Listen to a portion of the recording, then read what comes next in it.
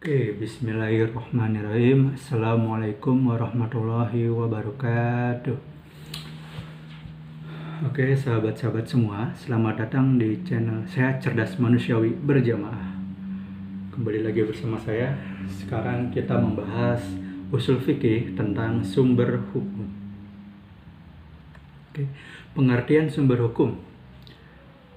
Apa sih sumber hukum itu? Nah, menurut Kamus Besar Bahasa Indonesia, sumber adalah sesuatu yang menjadi asal atau hal yang menjadi sandaran atas sesuatu. Nah, kalau di sini umpamanya ada seseorang yang sedang menyampaikan materi. Nah, materinya itu mengambil sumbernya dari mana saja. Misalnya dia menyampaikan dakwah, kan berarti kan ada sumbernya berupa Al-Quran atau hadis gitu. Jadi dakwahnya dia asalnya itu dari Al-Quran dan hadis sumbernya. Dan Al-Quran dan hadisnya itu menjadi sandaran dari ceramahnya itu atas sesuatu. Oke, lanjut ke kalimat berikutnya. Kata sumber-sumber hukum Islam merupakan terjemah dari lafaz Mashadir al-Ahkam. Istilah ini memang kurang populer di kalangan ulama fikih klasik. Mereka lebih sering menggunakan istilah al-adilah asy-syariah. Secara etimologi, secara bahasa mashadir adalah bentuk mufrad dalam bentuk jama' al-mashadir, berarti wadah yang daripadanya digali norma-norma hukum tertentu. Norma-norma hukum tertentu dikatakan al-mashadir asy-syariah, yaitu rujukan utama dalam menetapkan hukum Islam, yaitu Al-Quran dan As-Sunnah. Hal ini sebagaimana yang termaktub dalam Al-Quran. Nah, jadi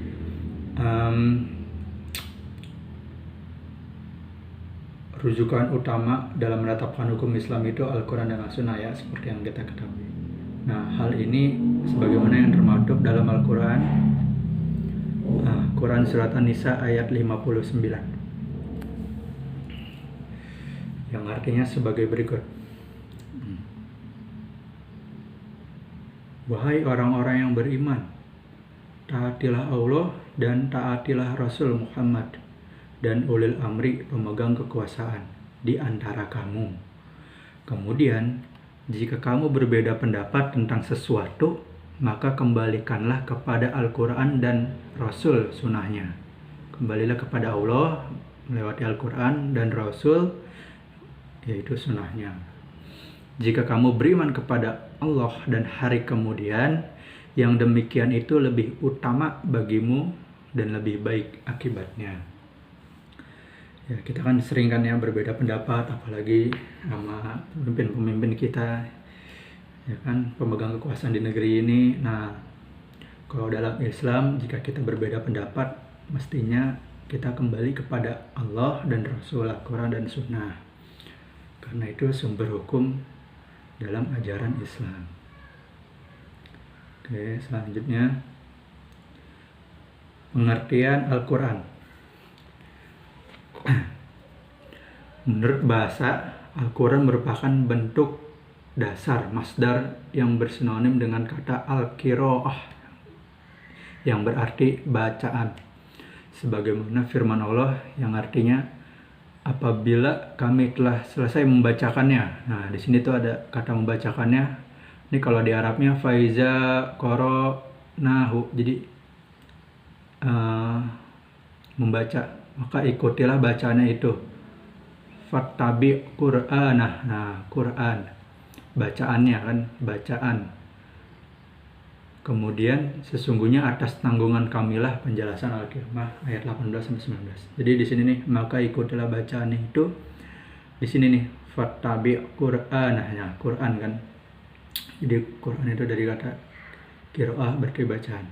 Sedangkan menurut istilah, tadi menurut bahasa, sekarang menurut istilah, ialah firman Allah Subhanahu wa taala yang diturunkan kepada Nabi Muhammad sallallahu alaihi wasallam, tertulis pada beberapa mushaf disampaikan kepada kita secara mutawatir. Jadi mutawatir itu berkelanjutan gitu. Jadi bersambung, jadi tidak terputus. Sanadnya jelas gitu, dari Rasulullah ke sahabat semuanya bersambung, jadi dan tidak berubah, jadi mutawatir, masih tetap terjaga dari dulu sampai sekarang tuh masih terus bersambung dan berkelanjutan. Disampaikannya juga gak sekaligus, tapi Al-Quran itu karena mutawatir jadi disampaikannya perlahan-lahan gitu, step by step gitu, jadi nggak semuanya udah kita secara mutawatir.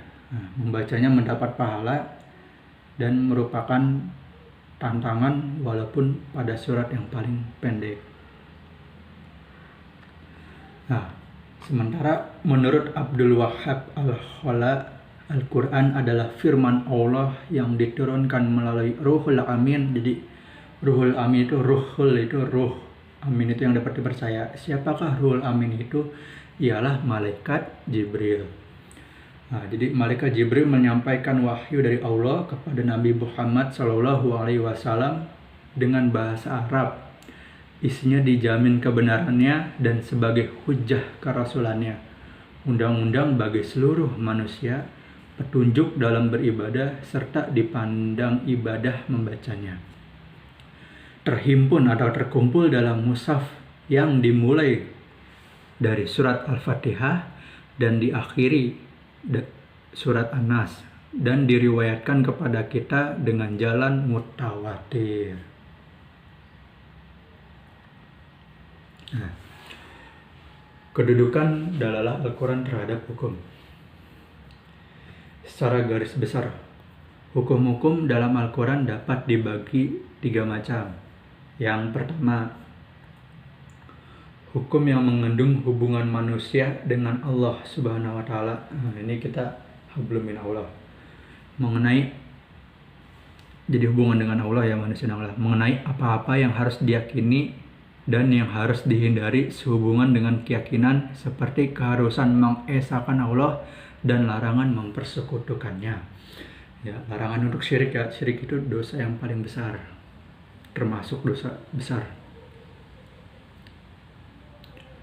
Nah, yang kedua, hukum-hukum yang mengandung hubungan pergaulan manusia mengenai sifat-sifat baik yang harus dimiliki dan sifat-sifat buruk yang harus dijauhi dalam kehidupan masyarakat. Nah, ini dalam pergaulan. Jadi dalam pergaulan harus memiliki sifat baik dan sifat buruk itu harus dijauhi dalam kehidupan bermasyarakat. Ketiga, hukum-hukum yang menyangkut tindak tanduk manusia dan tingkah laku lahirnya dalam hubungan dengan Allah Subhanahu wa Ta'ala, dalam hubungan dengan sesama manusia, dan dalam bentuk apa-apa yang harus dilakukan atau dijauhi manusia. Jadi ini berhubung dengan tingkah laku lahirnya dalam hubungan dengan Allah. Ini lengkap nih, dengan Allah, dengan manusia, dan dalam bentuk apa-apa yang harus dilakukan atau dijauhi manusia. Jadi menjauhi larangan Allah, menjalankan perintah Allah Subhanahu wa Ta'ala. Nah, hukum-hukum dalam Al-Quran tersebut ada yang bersifat qat'i dan zanni.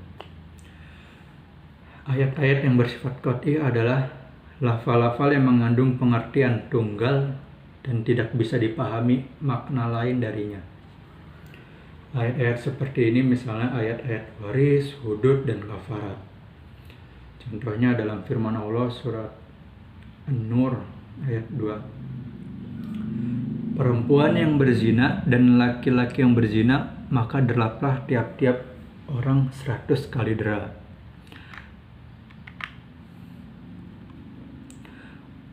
Ayat-ayat yang mengandung hukum zoni adalah lafal-lafal Al-Quran yang mengandung pengertian lebih dari satu dan memungkinkan untuk ditakwilkan.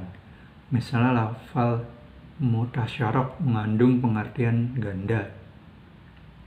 Misalnya pada kata kuru yang terdapat dalam surat Al-Baqarah ayat 228, Kata kuru merupakan lafal mushtarak yang mengandung dua makna, yaitu suci dan haid. Jadi kuru itu biasa diartikan haid, tapi bisa juga berarti suci, atau sebaliknya, mengandung dua arti.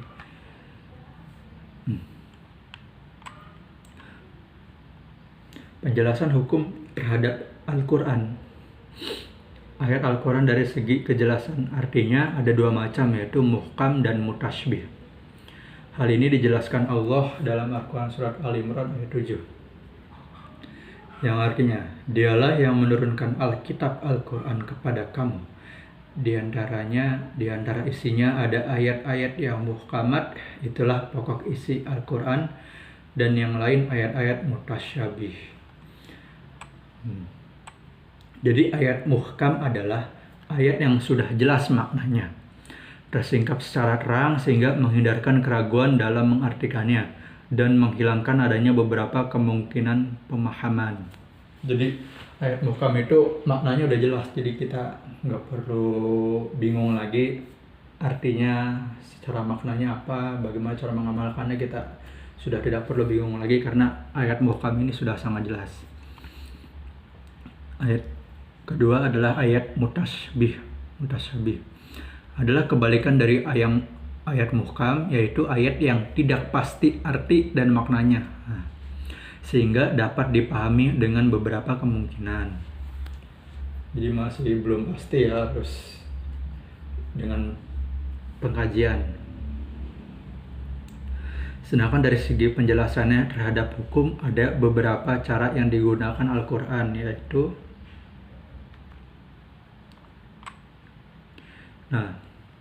yang pertama secara jaz'i, yaitu terperinci. Maksudnya Al-Quran menjelaskan secara terperinci. Allah dalam Al-Quran memberikan penjelasan secara lengkap sehingga dapat dilaksanakan menurut apa adanya. Jadi menurut apa adanya, sesuai dengan arti-artinya, sesuai dengan ayat-ayatnya apa adanya gitu. Jadi nggak ada yang berubah.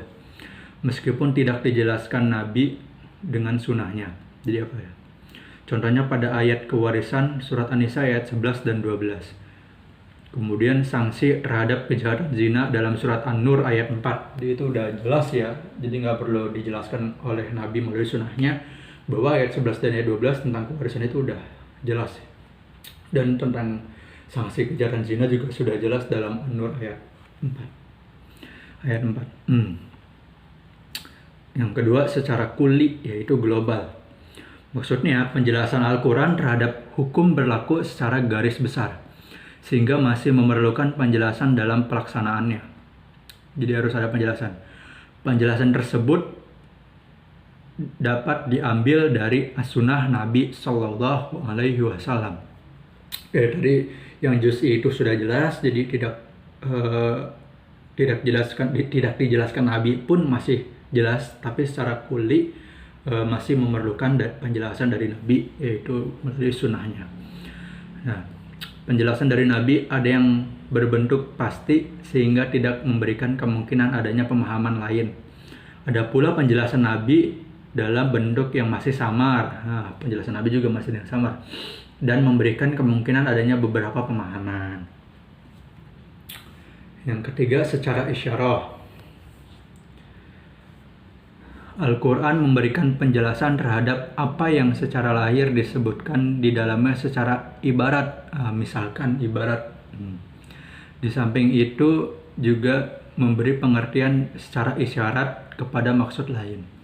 Dengan demikian, satu ayat Al-Quran dapat menjelaskan beberapa maksud. Jadi kan banyak tuh ayat Al-Quran ada kal, ada kata kal itu artinya bagaikan kal. Jadi banyak yang ayat Al-Quran yang ibarat. Ya. Oke, sekian saja materi kita pada hari ini. Kurang lebihnya mohon maaf. Kekurangan itu dari saya sendiri, dan kelebihannya itu hanyalah milik Allah.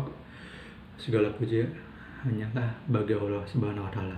Sekian dari saya. Hadza wallahu yara'ana wa yahfazuna walhamdulillahi rabbil alamin. Wassalamualaikum warahmatullahi wabarakatuh.